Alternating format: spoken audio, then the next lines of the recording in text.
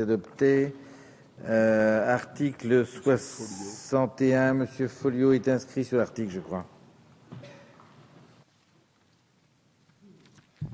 Oui, Monsieur le Président, Monsieur le Ministre, je veux vous dire en quoi nous sommes tout à fait favorables à cet article et je veux dire en quoi il me paraît important que celui-ci ne soit pas modifié par rapport, j'allais dire, à la problématique des délais de paiement et notamment par rapport à un secteur qui est celui donc de l'approvisionnement du bâtiment. Je m'exprime aussi en tant que président du groupe d'études carrières, pierres naturelles, granit et matériaux de construction.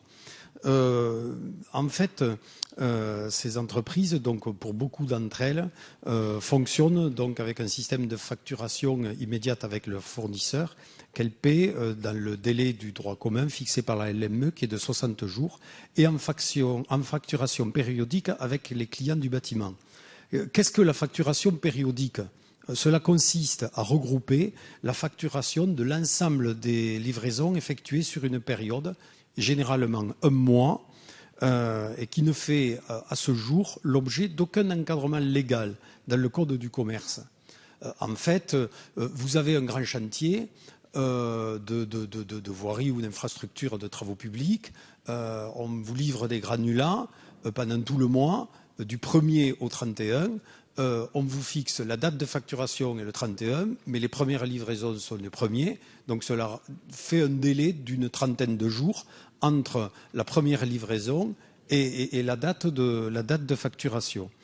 Donc, cela pèse sur les trésoreries donc, de ces entreprises. Et donc, en fait, cet article 61, il permet enfin de rééquilibrer les choses en fixant à 45 jours net le délai de paiement des factures périodiques.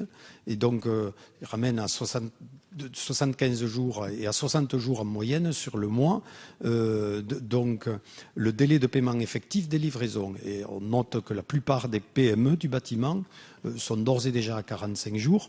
Donc ce sont donc pour l'essentiel les seuls majors du bâtiment dont on sait que parfois elles usent, voire abusent, j'allais dire, de ces éléments-là, qui se verront concernés par l'inscription dans la loi de ce nouveau délai. Je crois qu'il est important aussi de rappeler que ces mêmes majors affichent des situations de trésorerie largement positives. En 2012, contrairement aux PME, PMI qui font l'approvisionnement donc de ces mêmes entreprises du bâtiment qui, en 2012, se sont vues donc affliger une nouvelle dégradation significative de leur délai de paiement. Et donc cet article 61 permettra justement de répondre à cela. Je crois aussi il faut rappeler que la Banque de France évalue de 30 à 40% le besoin de financement supplémentaire résultant pour l'amont d'une filière d'un différentiel de paiement amont-aval de 15 jours.